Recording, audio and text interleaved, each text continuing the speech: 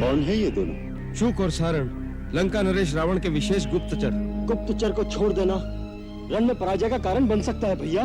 लक्ष्मण, जय और पराजय यदि गुप्तचरों के जीने मरने पर निर्भर हो तो शूरवीरता और रण कौशल व्यर्थ है। इन दोनों लंकावासियों को बंधन मुक्त कर दो। क्षमा दयानिधान क्षमा, हम तो दंड के भागी हैं। महाराज रावण ने हमें आपका सैन्य बल, आपके मंत्रियों और महारथियों के पास क्या क्या शक्तियां हैं, उनके युद्ध संचालन का कौशल कैसा है, रण की योजना और निर्बल स्थानों का भेद जानने के लिए भेजा। अपने राजा की आज्ञा का पालन कर तुमने अपने कर्तव्य का पालन। यदि तुमने सारे भेद प्राप्त कर लिए हो तो लंका में जाकर प्रसन्नता पूर्वक अपने राजा को हमारे बलाबल से पूरी तरह परिचित करा दो। यदि अब भी कुछ देखना शेष रह गया हो तो निर्भय होकर तुम उसका भी अवलोकन कर सकते। महाराज विभीषण तुम्हें पूर्ण रूप से सब कुछ दिखा दे। महाराज विभीषण, इनकी सारी इच्छाएं पूरी कर दे। प्रभु, आप जैसा उदार शत्रु मैंने आज तक देखा ही नहीं। इसलिए कि मैं किसी प्राणी का शत्रु ही नहीं। अपने राजा से हमारा इतना संदेशा भी सुना देना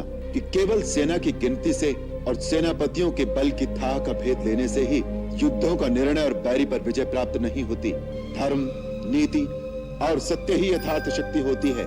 जीत सदा सत्य की होती है, अन्यथा हर एक शक्तिशाली आतताई अमर हो जाए। अब हमें जाने की आज्ञा। जाओ और जाकर लंकेश को हमारी शक्ति और हमारी सेना के सारे भेद बता दो। ये चुनौती भी सुना देना कि जिस बल के भरोसे तुमने देवी सीता का हरण किया है, वही बल अब अपनी सेना और सारी शक्ति के साथ रणभूमि में दिखाना। इसके साथ ही राजा रावण को तपस्वी राम की ये ललकार भी सुना देना कि राम केवल अपनी पत्नी के लिए ही नहीं लड़ रहा, अखिल विश्व के नारी सम्मान की सुरक्षा का आदर्श स्थापित करने के लिए एक धर्म युद्ध कर रहा है, जिससे भविष्य में ऐसी कुत्सित चेष्टा और ऐसा दुराग्रह कोई शक्तिशाली राजा न कर सके।